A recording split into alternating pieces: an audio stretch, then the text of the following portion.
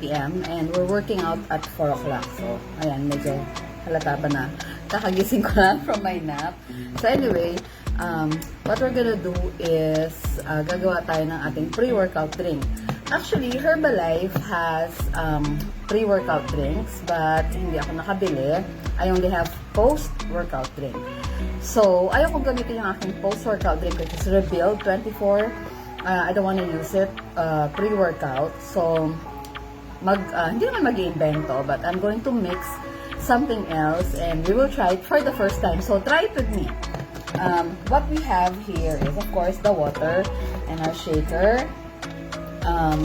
Ice, and yung ating, actually, ito ay, sorry na, it's coffee. Ayan, sulat Shay's coffee. It's Herbalife's high protein coffee in latte flavor. Ayan, so kasi usually it comes in resealable pack, yung coffee, but so I transferred it dito sa aking bakanteng canister ng NutriShake. So this is the coffee, and I have the shake mix in Dutch Choco. Ayan. So, what we're gonna do is, we're going to mix 1 scoop of the coffee. Feeling ko masarap naman kasi Dutch Choco and coffee, di ba, usually, anong kinalalabasan na flavor na, di ba, mocha.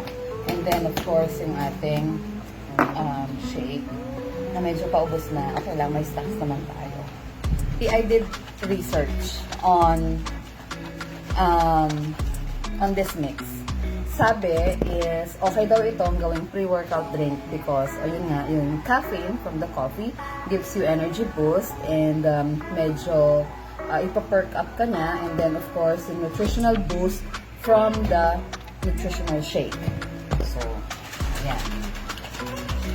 Shake. Tapos, because gusto ko malamig dahil napakainit ang panahon ngayon, nalagyan natin ng ice cubes. So, natin ito.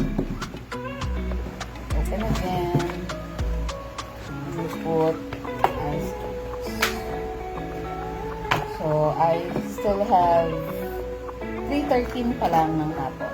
So, naman 3:15. I still have 45 minutes naman before my workout. So, have enough time to consume this and then medyo pababain.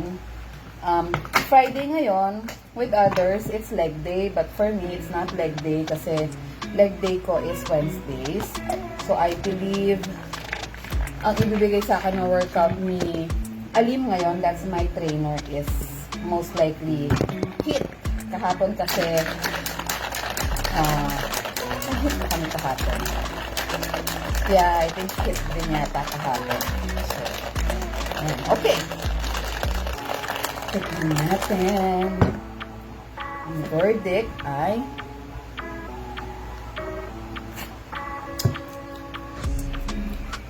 nalalasahan ko pa rin yung kape. Nalalasahan ko rin yung Dutch Choco.